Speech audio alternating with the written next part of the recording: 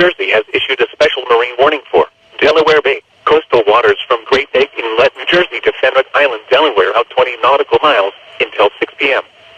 At 4:57 p.m., a strong thunderstorm was located over 14-foot bank light, moving east at 30 knots. Hazard, wind gusts to 50 knots and small hail. Source, radar.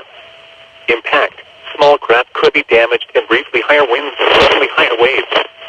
Locations of include Brown Shoal Light, 14-foot bank light, Cape and Lopez, East Point, Rehoboth Beach, Cape May Point, Ship John Shoal Light, Mile Light, Brandywine Shoal Light, Reedy Point, Overfalls Shoal, Sea Breeze, Cross Ledge Light, Woodland Beach, and Slaughter Beach.